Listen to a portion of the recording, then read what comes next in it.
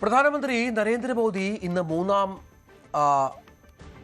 നരേന്ദ്രമോദി സർക്കാർ രണ്ടാം വർഷം പൂർത്തിയാക്കുമ്പോൾ മറ്റൊരു ചരിത്രം കൂടി കുറിക്കുകയാണ്. സ്വതന്ത്ര ഇന്ത്യയുടെ ആദ്യ പ്രധാനമന്ത്രി ജവഹർലാൽ നെഹ്റുവിനെ മറികടന്ന് രാജ്യത്ത് ഏറ്റവും കൂടുതൽ കാലം ജനാധിപത്യപരമായി നടന്ന തെരഞ്ഞെടുപ്പിലൂടെ അധികാരത്തിലിരുന്ന പ്രധാനമന്ത്രി എന്ന റെക്കോർഡാണ് മോദി സ്വന്തമാക്കുന്നത്. 2014 ഇന്ത്യയുടെ രാഷ്ട്രനായകനായി സത്യപ്രതിജ്ഞ ചെയ്ത് അധികാരമേറ്റ മോദി നവീനമായ ആശയങ്ങളും പദ്ധതികളുമായി രാജ്യത്തെ ലോക സമ്പദ് വ്യവസ്ഥയുടെ മുന്നിലെത്തിച്ചതും പുതുമയാർന്ന ചരിത്രമാണ്. ഒപ്പം ലോകരാജ്യങ്ങൾക്കിടയിൽ രാജ്യത്തിന് നേടിക്കൊടുത്ത മികവാർന്ന അംഗീകാരവും അദ്ദേഹത്തിന്റെ ഭരണ നയതന്ത്ര മികവായി മാറും. नरेंद्र दामोदर दास मोदी ईश्वर की शपथ लेता हूं कि मैं विधि द्वारा स्थापित अप्रत्यक्ष रूप से संसूचित या प्रकट नहीं करूंगा.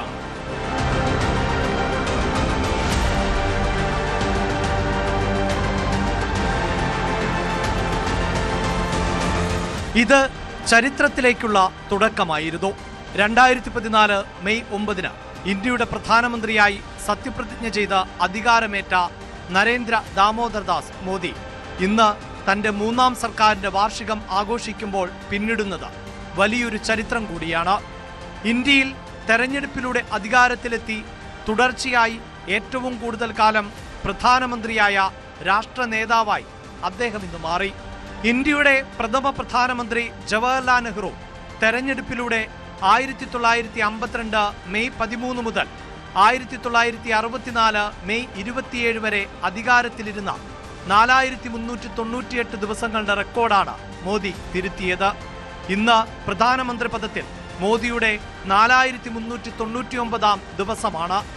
തെരഞ്ഞെടുപ്പിലൂടെ വിജയിച്ച് തുടർച്ചയായി പ്രധാനമന്ത്രിയായിരുന്ന ഇന്ദിരാഗാന്ധിയുടെ 4077 ദിവസത്തിന്റെ റെക്കോർഡ് കഴിഞ്ഞ വർഷം ജൂലൈ 25 മോദി മറികടന്നിരുന്നു.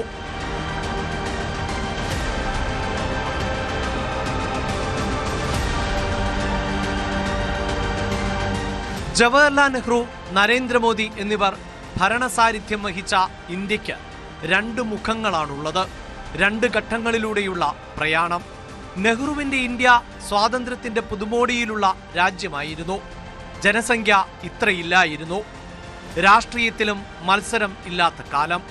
ഭരണ സംവിധാനം കൂടുതലും കേന്ദ്രീകൃതമായ ഒരു രീതിയിൽ നിലനിന്ന കാലം. ദശകങ്ങൾ പിന്നിട്ട് നരേന്ദ്രമോദി അധികാരത്തിലെത്തിയ കാലമെത്തിയപ്പോഴേക്ക് ഇന്ത്യയുടെ സാഹചര്യം അപ്പാടെ മാറിയിരുന്നു. വലിയ ജനസംഖ്യയുള്ള രാജ്യമായി മാറി. സംസ്ഥാനങ്ങളുടെ എണ്ണം കൂടി. രാഷ്ട്രീയം പല നാടകങ്ങളും കണ്ട് പല മുന്നണികളെയും സഖ്യങ്ങളെയും കണ്ടു കഴിഞ്ഞിരുന്നു. ഡിജിറ്റൽ യുഗത്തിൽ പൂർണ്ണമായും കണക്റ്റഡായ രാഷ്ട്രമായിരിക്കുകയാണ് ഇന്ന് ഇന്ത്യ. നെഹ്റുവിയൻ കാലഘട്ടത്തിൽ നിന്ന് മോദി ഡേയ്സിലേക്ക് എത്തുമ്പോൾ സമൂലമായ മാറ്റം. ഏകദേശം 34 കോടി മാത്രം ജനങ്ങൾ ഉണ്ടായിരുന്ന രാഷ്ട്രത്തെയാണ് നെഹ്റു നയിച്ചത്.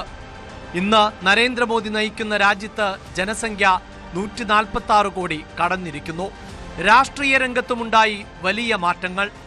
വെറും 54 രാഷ്ട്രീയ പാർട്ടികളാണ് 1952 പൊതു തെരഞ്ഞെടുപ്പിൽ ഗോദയിലുണ്ടായിരുന്നത്.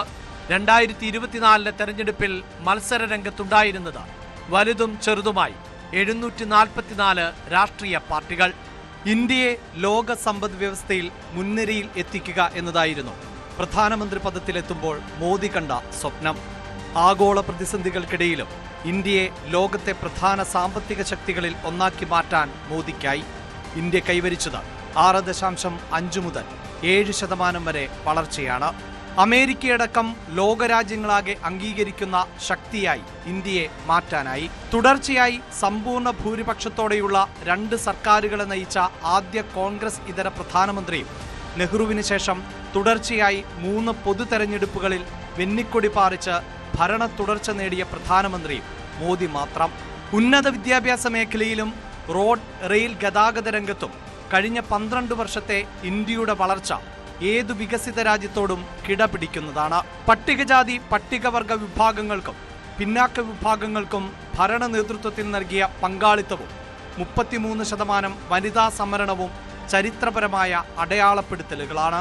ഇന്ത്യയെ പ്രധാനപ്പെട്ട ലോകശക്തിയായി മാറ്റുന്നതിന് കഴിഞ്ഞ 12 വർഷത്തെ കേന്ദ്ര സർക്കാർ പ്രവർത്തനങ്ങളും അതിന് പ്രധാനമന്ത്രി എന്ന നിലയിൽ നരേന്ദ്രമോദി വഹിച്ച പങ്കും നിർണായകമായിരുന്നു.